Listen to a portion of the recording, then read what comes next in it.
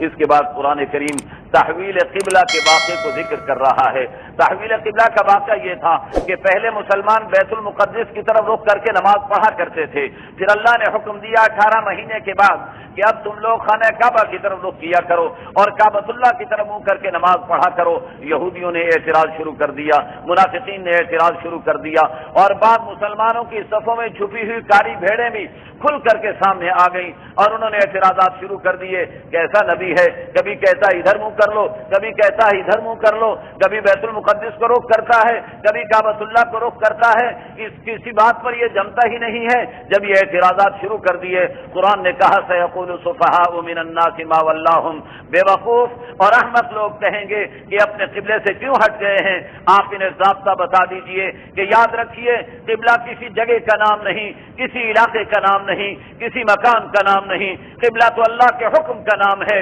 قل للہ المشرق والمغرب، آپ بتا دیجئے کہ مشرق بھی اللہ کی، مغرب بھی اللہ کی، جس طرف اللہ رخ کرنے کا حکم دے گا ادھر ہی ہم منہ کر کے نماز پڑھتے چلے جائیں گے۔ باقی رہا یہ مسئلہ کہ اللہ نے تبدیلی کیوں کی، بیت المقدس سے ہٹا کر بیت اللہ کا کیوں حکم دیا، پہلے ہی بیت اللہ کا حکم کیوں نہیں دے دیا؟ اللہ فرماتے ہیں اس کی بھی ایک وجہ تھی، اور وجہ یہ تھی کہ ہم آزمانا چاہتے تھے، ہم دیکھنا چاہتے تھے۔ الا لنعلم من يتبع الرسول ممن ينقلب على عقبيه، ہم یہ دیکھنا چاہتے تھے کہ ہمارے نبی کی اتباع کرنے والا کون ہے اور اپنے منمانے طریقے پر چلنے والا کون ہے، اس لیے ہم نے یہ تبدیلی فراہم کی ہے۔ پھر اللہ رب العزت نے بتایا کہ امت مسلمہ کو اللہ نے امت وسط قرار دیا ہے، معتدل امت قرار دیا ہے، اور پھر امت مسلمہ کی ایک ذمہ داری یہ بھی رکھی ہے کہ قیامت کے دن جب انبیاء علیہم السلام پر فرض منصبی فریضہ رسالت کے اندر کوتاہی کا الزام لگایا جائے گا اور مشرکین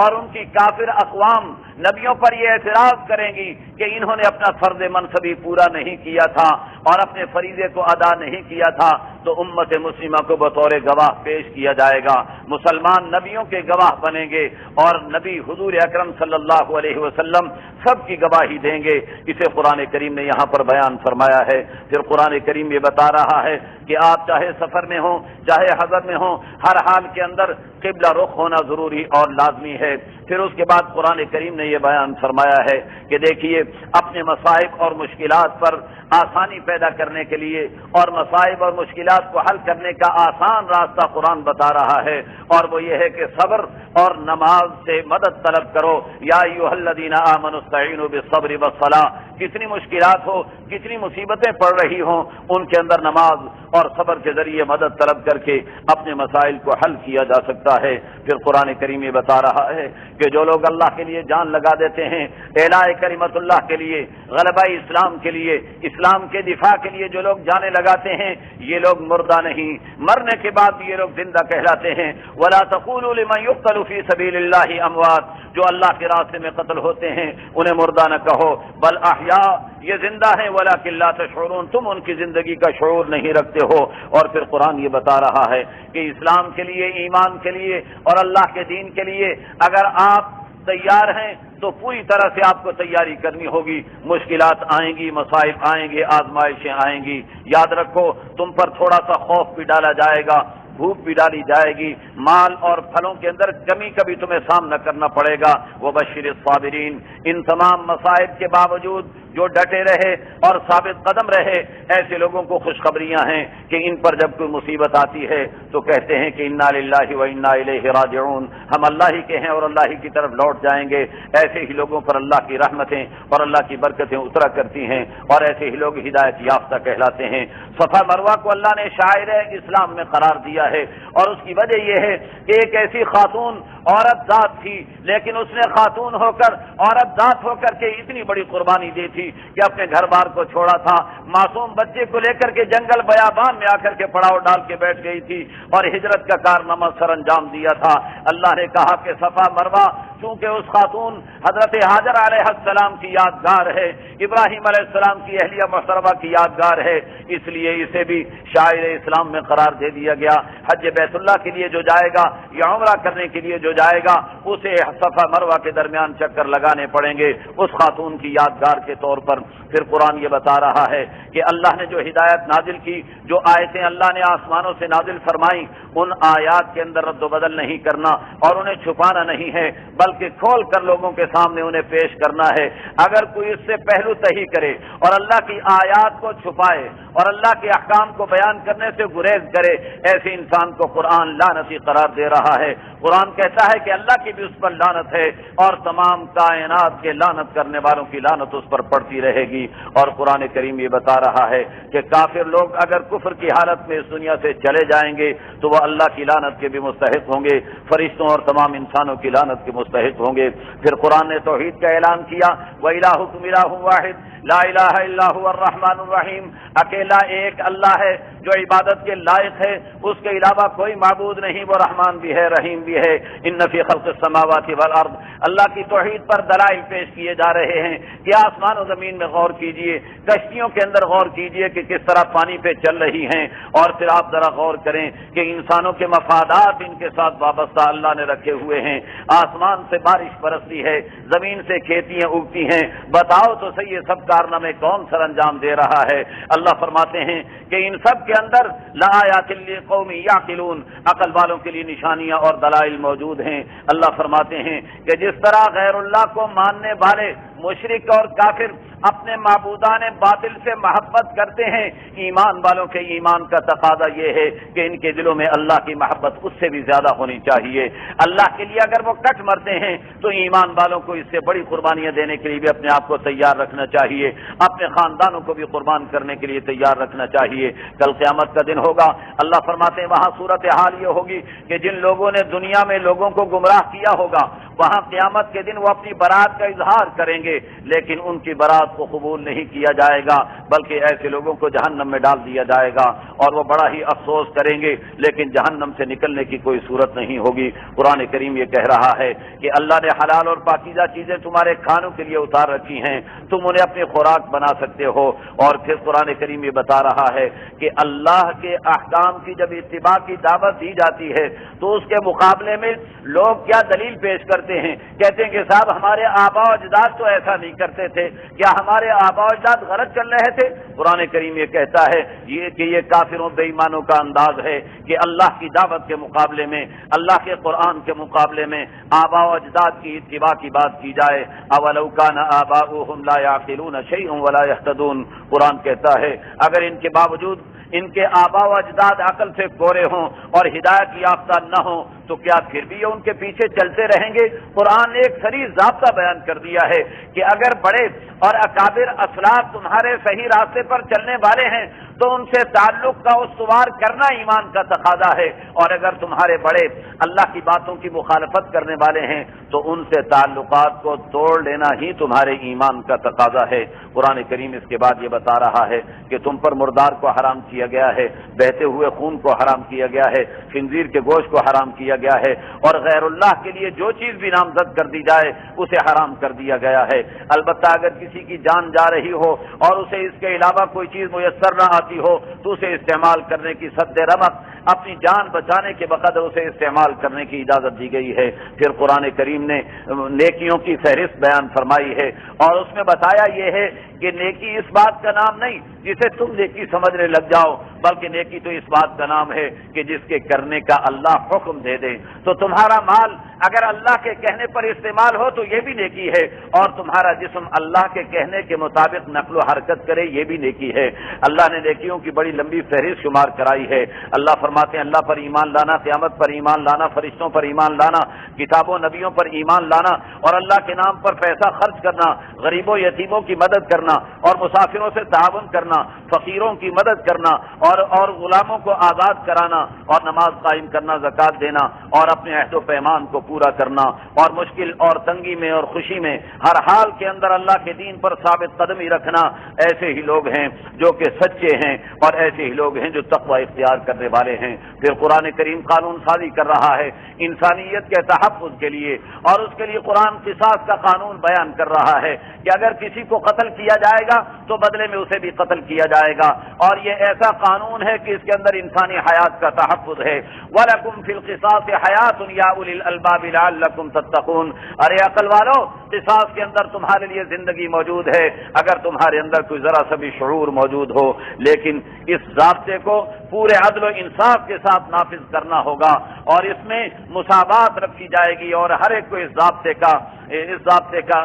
ضابطے کو ہر ایک پر لاگو کیا جائے گا۔ پھر قرآن کریم نے یہ بتایا ہے کہ اگر کوئی وصیت کی گئی ہو تو وصیت پر پورے طریقے پر عمل درآمد کرنا چاہیے، اس میں کوئی رد و بدل کر کے دوسروں کو نقصان پہنچانے کی کوشش نہیں کرنی چاہیے۔ پھر قرآن کریم نے نظام صیام کو بیان فرمایا، روزوں کا جو نظام ہے قرآن اسے بیان کر رہا ہے، اور قرآن کریم نے یہ بتایا ہے کہ روزوں کے نظام کے ذریعے انسانوں کے اندر قرآن پر عمل کرنے کا جذبہ اور قرآن پر عمل کرنے کی صلاحیت بیدار ہوتی ہے۔ اس بنا پر یہ روزوں کا نظام مسلمانوں کو پیش کیا جا رہا ہے، اور رمضان کے مبارک مہینے کی عظمتیں قرآن کے نزول کی بنا پر ہیں، اس لیے رمضان کی فضیلت کو بھی بیان کیا، اور روزے کے کچھ احکام کو بیان فرمایا، اور یہ بتایا کہ دعائیں ایک اللہ ہی سے مانگی جائیں، اللہ دعاؤں کو قبول کرنے والے ہیں، اور رمضان کی راتوں میں کھانے پینے کی بھی اجازت دی، بیویوں سے ملنے کی بھی اجازت دی، اور اعتکاف کی حالت کے اندر پابندی لگائی کہ ایسے اعمال جو اعتکاف کے بغیر انسان سر انجام دے سکتا ہے،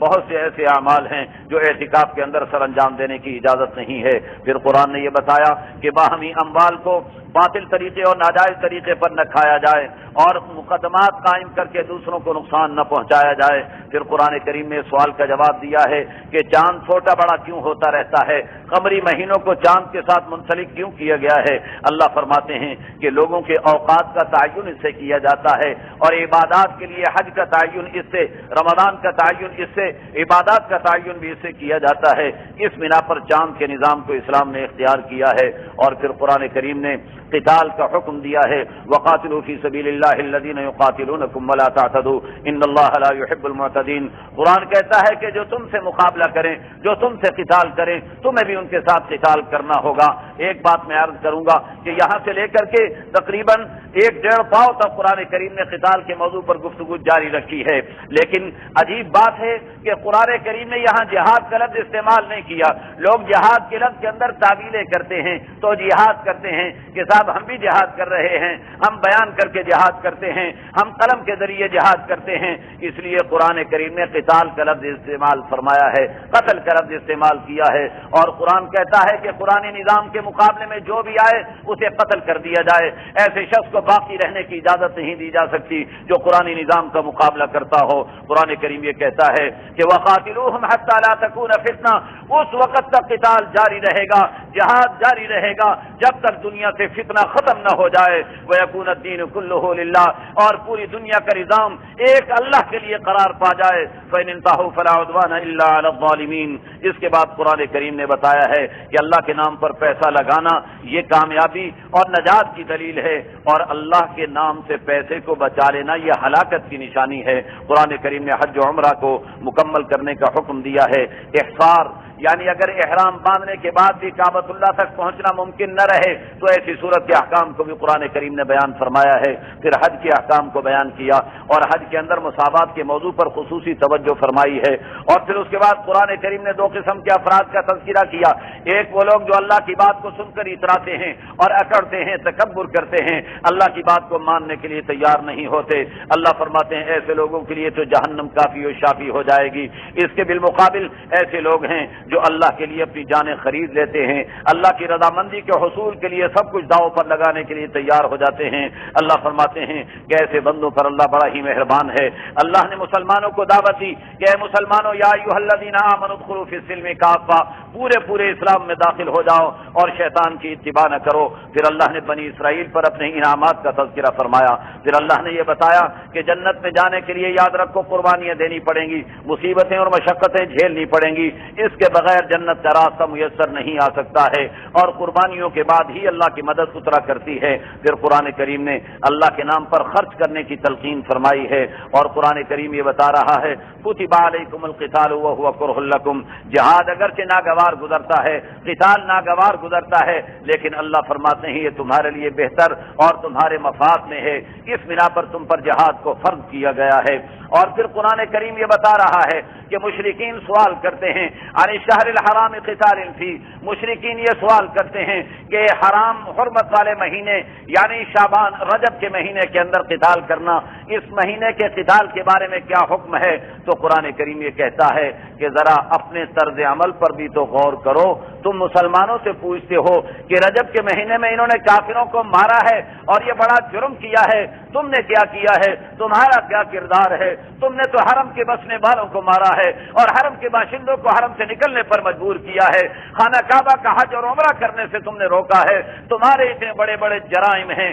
والفتنۃ اشد من القتل، تمہارے جرائم تو قتل سے بھی زیادہ برے ہیں، اس بنا پر تمہیں اپنے کردار پر نظر ثانی کرنی چاہیے۔ قرآن یہ بتا رہا ہے ان الذین آمنوا والذین ہاجروا وجاہدوا فی سبیل اللہ، ایمان والے، ہجرت کرنے والے اور اللہ کے نام پر جہاد کرنے والے، اولئک یرجون رحمت اللہ، یہی لوگ اللہ کی رحمت کے امیدوار ہیں، اور اللہ بڑے غفور الرحیم ہیں۔ پھر قرآن کریم نے شراب اور جوئے کے لیے ابتدائی قانون سازی فرمائی ہے، اور شراب اور جوئے کے مفادات اور ان کے نقصانات میں تقابل کی دعوت دی ہے، اور یہ بتایا ہے کہ ان کے نقصانات زیادہ ہیں، اس بنا پر عقل مند انسانوں کو اس سے دور رہنا چاہیے۔ اور پھر قرآن کریم نے تلقین فرمائی ہے یہ تکافل یتامہ، یتیموں کی کفالت کرنے کے نظام کو قرآن کریم نے بیان فرمایا ہے، اور یہ بتایا ہے کہ یتیموں کی نگہداشت اور ان کی دیکھ بھال یہ ایمان کا تقاضا ہے۔ اور پھر قرآن کریم نے یہ بتایا کہ اہل ایمان، باندیوں اور غلاموں کے اندر قرآن کریم نے یہ بتایا ہے کہ تمہیں اہل ایمان کو مشرکوں پر ترجیح دینی چاہیے۔ اور پھر قرآن کریم نے خواتین کے خصوصی مسائل کا تذکرہ شروع کر دیا، حیض کے مسائل کو بتایا، اور بتایا کہ ان ایام کے اندر شوہر اپنی بیوی سے نہیں مل سکتا ہے، اور خواتین کے لیے بھی یہ پابندی ہے کہ وہ جب تک پاک نہ ہو جائیں اپنے شوہروں کے قریب نہ جائیں۔ خواتین کو قرآن کریم یہ بتا رہا ہے کہ تمہارے لیے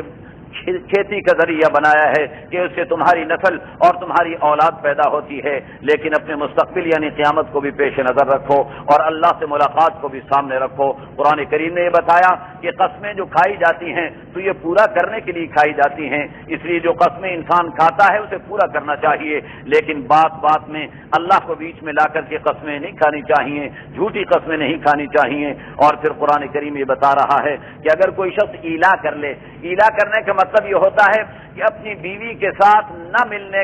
کی قسم کھا لینا، تو قرآن کریم نے اس کا حل یہ بتایا ہے کہ 4 مہینے تک انتظار کیا جائے گا۔ اگر 4 مہینے کے اندر اندر بیوی سے ملاقات کر لی تو ایسی صورت میں قسم کا کفارہ ادا کرنا پڑے گا، اور اگر 4 مہینے تک نہ مل سکا تو بیوی پر طلاق بائن باقی ہو جائے گی۔ اس کے بعد قرآن کریم نے طلاق کی عدت کا بیان فرمایا ہے، اور پھر قرآن کریم نے بتایا کہ متعلقہ عورتیں جن کی عدت پوری ہو چکی ہو انہیں شادی سے روکنا نہیں چاہیے۔ پھر قرآن کریم نے بچوں کے دودھ پلانے کا تذکرہ فرمایا ہے، اور اس کے بعد قرآن کریم نے ایسی خواتین کی عدت کا ذکر کیا جن کے شوہروں کا انتقال ہو چکا ہو کہ انہیں 4 مہینے 10 دن تک عدت گزارنی پڑے گی۔ اس کے بعد قرآن کریم نے ایسی خواتین کا بھی تذکرہ کیا جنہیں میاں بیوی کی ملاقات سے پہلے ہی طلاق ہو جائے تو ایسی صورت کے اندر ان کے احکام کو ذکر فرمایا ہے۔ اور پھر اس کے بعد قرآن کریم نے جہاد سے راہ فرار اختیار کرنے والوں کے کچھ واقعات ذکر فرمائے ہیں، جن میں ایک واقعہ تو یہ ذکر کیا کہ کچھ لوگ تھے بنی اسرائیل کے اندر جو جہاد سے ڈرتے تھے اور جہاد کے لیے نکلنے کے لیے تیار نہیں ہوتے تھے، اللہ نے ان پر موت طاری فرما دی، اور پھر اس کے بعد حضرت حزقیل علیہ السلام کی دعا کے نتیجے میں اللہ نے انہیں پھر زندگی عطا فرمائی، اور انہیں بتایا کہ اللہ چاہے تو بغیر جہاد کے بھی موت عطا فرما سکتے ہیں، لہذا صرف موت کی وجہ سے جہاد سے ڈرنا یہ کوئی سمجھداری کی علامت نہیں ہے۔ اس کے بعد اللہ رب العزت نے بتایا کہ لوط ایک مسلمانوں کے بادشاہ گزرے ہیں اور جالوت ایک کافروں کے، طالوت مسلمانوں کے بادشاہ گزرے ہیں اور جالوت کافروں کا بادشاہ گزرا ہے، ان کے درمیان باہمی طور پر مقابلہ ہوا تھا۔ جن ایمان والوں نے तालूत के अहकाम की पाबंदी की, वो थोड़े से बाकी बचे थे और उनकी तादाद बमुश्किल तमाम 313 होगी, और इस थोड़ी सी तादाद को अल्लाह ने कामयाब व कामरान करके दुनिया को ये बता दिया कि अल्लाह का निज़ाम है, कम मिन फियतिन कलीलतिन गलबत फियतन कसीरतन बिइज़्निल्लाह। कितने मामूली चंद अफराद को अल्लाह ने बड़े बड़े अफराद पर, बड़ी बड़ी जमातों पर गलबा नसीब फरमाया है। अल्लाह जिसकी मदद करते हैं वही गालिब हुआ करता है। फिर कुरान करीम ये कह रहा है, तिल्का आयातुल्लाहि नतलुहा अलैका बिलहक़ व इन्नका लमिनल मुरसलीन। ये अल्लाह की आयात हैं, अल्लाह की निशानियां हैं, ये वाक़यात हैं तारीखी जिन्हें आप बयान कर रहे हैं। और अल्लाह के नबी जो उम्मी थे, किसी स्कूल के अंदर उन्होंने तालीम नहीं पाई थी, वो इन वाक़यात को बयान कर रहे हैं जो गुज़श्ता तारीख के वाक़यात हैं। अल्लाह कहते हैं इन वाक़यात का बयान एक उम्मी शख्सियत की जुबान से हो जाना, ये